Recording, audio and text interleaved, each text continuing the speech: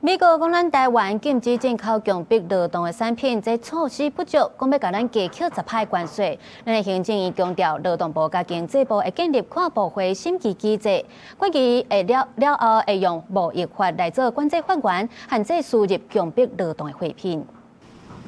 國際鐵馬大廠巨大集團去年，美國指控講涉及強迫勞動，方發布暫扣令，禁止台灣的產品輸入美國，引發關注。即馬美國以強迫勞動做理由，計劃因301條款扣台灣等10外國10%的關稅，佮點出台灣無禁止強迫勞動的產品進口。因為美國對頂關稅稅率的法源失效了後，改採貿易法含301條款做貿易戰的基礎，這是引發政府關注重視。我們是已經跟美國完成協議的國家，為了維護 ART 所爭取到了最佳待遇跟相對的優勢，我們會持續跟美方來密切溝通，來全力鞏固我國的國家利益跟產業利益。未來也會持續的精進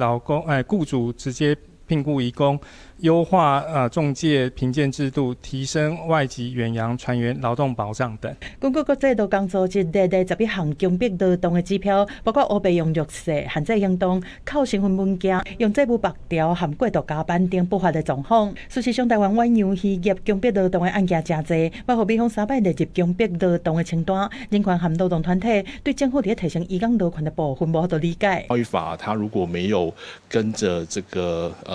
相關的修法，特別是除了美國之外，歐盟他們的這個禁止強迫勞動商品的規章也在明年就要上路。台灣的遠洋漁業其實很有可能會被列在資料庫裡面。大力的推動就是說政府對政府的直接聘僱，而同時要對那種惡質不良的仲介採取撤照處分，才能從根本斬斷剝削。行政院強調，為了幫助業者預防強迫勞動，在2月的時陣已經發布企業防治強迫勞動的指引。勞動部和經濟部會建立下部會審議機制，決議了會以貿易法來做管制法源，限制輸入強迫勞動的貨品，提升供應鏈的勞動人權。記者綜合報道。